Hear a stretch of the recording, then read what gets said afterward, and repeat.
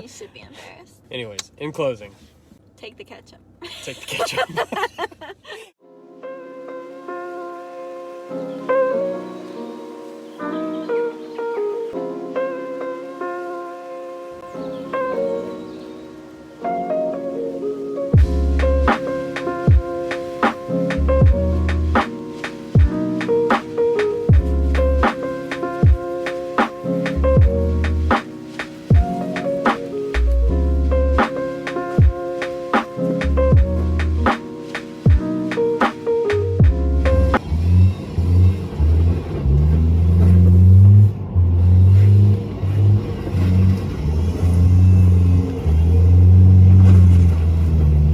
Enough screwing around. I'm gonna go home, get some sleep, and probably Chick Fil A breakfast in the morning.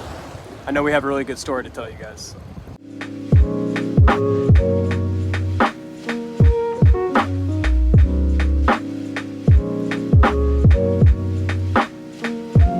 Good morning.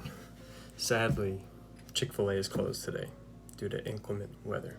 So I'm gonna need to find a way to illustrate this to you better. Let's go. So we're at Chick Fil A. It's a couple days later. The snow is all melted. They finally opened up, and we have a pretty important story to tell. It was pivotal in the pregnancy experience, from a point of like how I need to view her and things I should not say and things you definitely should not say, because you'll learn. The story makes me seem pretty bad, and it was. So. Where should we start? From the beginning. From the beginning. Jessica had been working, and somehow I got it in my mind that after she got home from work, she just laid on the couch and did nothing for the rest of the day. And that bothered me from a motivational standpoint, and I'm going to try to sugarcoat as much as possible because I wanted her to, stay active and not just lay there. I know she was super tired, in hindsight now, and it was a jerk thing to say, but I said, one day I was like, I asked her to do something, or she said something, and I was like, whatever it takes to get you off the couch. It took all of my nerves to not cry or come back with anything. I just let it slide and held it in, which is probably not good either, but it was really rude. Super rude. Yeah, I've apologized profusely many times for it. I'm still bitter. So, fast forward to the next day. The next day, we went to go get Chick Fil A, and Chick Fil A is like really close to our hearts. It's valuable gold to us. This chicken is just amazing. And we go through the drive-thru, we pick up our order, and we come to this exact spot and start, unpacking to eat in the car. So I was pregnant, like huge pregnant, and my lap is like, like this big. I have like this much space in my knees. And I have all the bags, and I'm like giving Jordan his food, and then I try to give him ketchup, and he's like, I don't need that, and like shoos me away.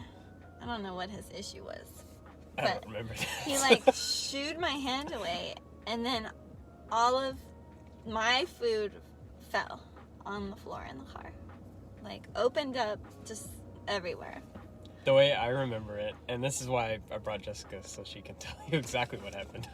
I remember starting to eat my food, and then she tried to hand me the ketchup. I don't remember shooing, but I remember you saying, take the ketchup, you were going to say, I need help, but before you could say help, all the food fell. I don't remember going like that. I don't think I caused the food to fall. I think it was juggling the ketchup and the food. I was just trying to hand you something, so one of my hands was occupied. Yeah. And you had in any event, I didn't accept the ketchup, which caused the food. So. Take the ketchup. Take the ketchup. Whether you want it or not, just take it. All right, so this is when it gets bad. Jessica starts crying. she starts breaking down that the food is on the floor. And I look at her and I'm like, why are you crying? No, babe, you said, what's wrong with you? You looked at me and said, what's wrong with you? Oh. As my food is laying on the floor in the car. And I'm like 6 or 7 months pregnant. And so she gets out of the car, goes back to the curb, face in hands, just bawling and just freaking out, trying not to hit me probably. I'm just like on a roll with things you should not say to a pregnant lady. And it's just, it was me not being sensitive to what was happening with her and just being my usual self. Lucky me.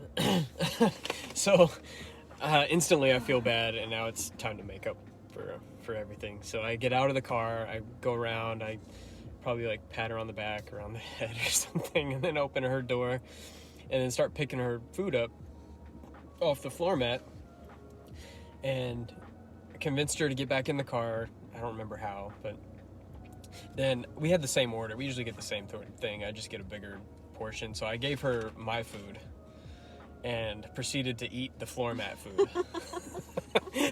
When dramatic things happen like that, drastic moves are called for. It tends to lighten the mood a little bit. You deserved the floor mat food. I deserved the floor mat food. And we were talking about this before we started filming. It's still kind of a sore subject. Like, I just think before you speak, before you come up with any smart things to say to your partner when they're pregnant. And publicly, I'm sorry for doing that. I want to say it was motivation. It was like a weird way of motivating you to stay somewhat active and just, kind of, get some exercise, I guess. But, The way to do that would be like, hey, let's go take a walk. yeah, not whatever it takes to get you off the couch. Get your fat butt off the couch. I gotta wrap this up. Anyways, in closing, think before you speak, be sensitive, learn from me. Look how red you are. It's important to be honest. Super rude. Kindness. Subscribe! Alright, thanks for hanging out. We gotta get ready for surgery. It was a weird episode. It started in the snow and it ended at Chick Fil A.